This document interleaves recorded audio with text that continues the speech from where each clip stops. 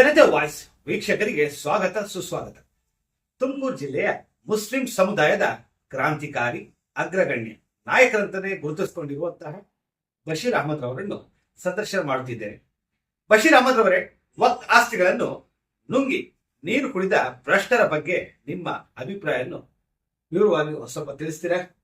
ತಮ್ಮ ಸ್ಟುಡಿಯೋದಲ್ಲಿ ಒಳ್ಳೆ ಪ್ರಶ್ನೆ ಕೇಳಿದ್ದೀವಿ, ಅದಕ್ಕೆ ತಮಗೂ ಕೂಡ ಸ್ವಾಗತ.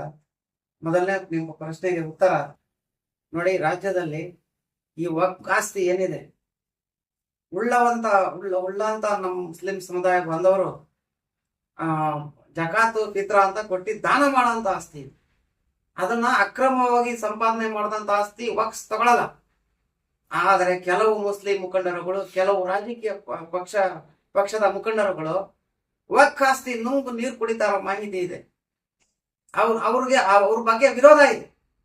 ಹಾಗಾಗಿ ನೋಡಿ, ಈ ನಮ್ಮ ಮುಸ್ಲಿಂ ಸಮುದಾಯದಲ್ಲಿ ಮಸೀದಿಗಳು, ಸಮುದಾಯದ ಭವನಗಳು, ಮತ್ತೆ ಯಾರು ಇದನ್ನ ಹೊಡ್ಕೊಂಡು ತಿಂತಿದಾರ, ಇದನ್ನ ಅಕ್ರಮವಾಗಿ ಯಾರು ಇದ್ರ ಹಿಂದೆ ಇದಾರೋ ಅವ್ರ ಬಗ್ಗೆ ನಮ್ಮ ವಿರೋಧ ಇದೆ. ಮುಂದಿನ ದಿನಗಳಲ್ಲಿ ನಮ್ಮ ಮುಸ್ಲಿಂ ಸಮುದಾಯ ಭವನ ನಿರ್ಮಾಣ ಆಗಲೇಬೇಕು ರಾಜ್ಯದಲ್ಲಿ. ಆಗಲಿಲ್ಲ ಅಂದ್ರೆ ಉಗ್ರ ಹೋರಾಟ ಮಾಡ್ತೀನಿ ನಮ್ಮ ಸಂಘಟನೆ ವತಿಯಿಂದ.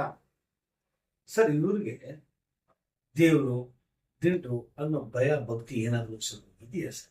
ಈ ನುಂಗೋರು ಒಕ್ಕಾಸ್ತಿ ಅಂತಾನೆ ಏನಾದ್ರು ದೇವರು ಭಯ ಭಕ್ತಿ ಏನಾದ್ರು ಇದೆಯಾ?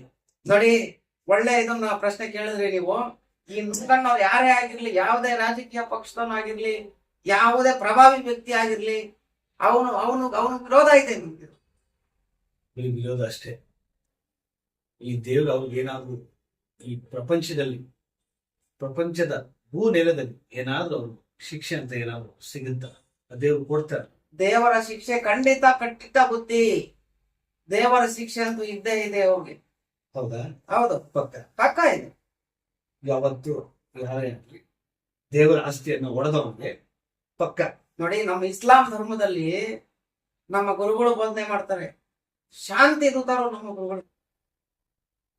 ಪ್ರತ್ಯಕ್ಷಿಸಿ ನೋಡು, ಪ್ರಮಾಣಿಸಿ ನೋಡು ಅಂತ ಹೇಳಿದ್ದಾರೆ ಹಿರಿಯರು. ನಮ್ಮ ಇಸ್ಲಾಂ ಧರ್ಮನು ಅದೇ ಪಾಲನೆ, ಶಾಂತಿಯುತದಿಂದ ಪಾಲನೆ ಮಾಡ್ಕೊಂಡು ಬಂದಿದೆ.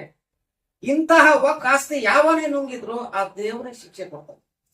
ಮಸೀದಿ ಆಸ್ತಿ ಆಗ್ಲಿ, ನಮ್ಮ ಗೋರಿಗಳ ಆಸ್ತಿ ಆಗ್ಲಿ, ಹೌದು, ನಮ್ಮ ಮುಸ್ಲಿಂ ಸಮುದಾಯದ ಎಷ್ಟು ಆಸ್ತಿಗಳು ಇವತ್ತು ನುಂಗಿದ್ದಾರೆ, ಅವರಿಗೆ ದೇವರು ತಕ್ಕ ಶಿಕ್ಷೆಯನ್ನು ಕೊಡ್ತಾರೆ ಅಂತ ತಾವು ಅದನ್ನ ಖಂಡಿತ ಕಟ್ಟಿಟ್ಟ ಬುದ್ಧಿ, ತಕ್ಕ ಶಿಕ್ಷೆ ಆ ದೇವರೇ ಕೊಡ್ತಾನೆ.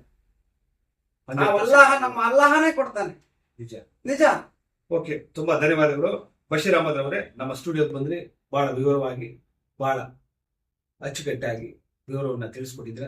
ನಿಮ್ಗೆ ಹೃದಯಪೂರ್ವಕ ಧನ್ಯವಾದಗಳು. ತಮಗೂ ಸಹ ತಮ್ಮ ಚಾನಲ್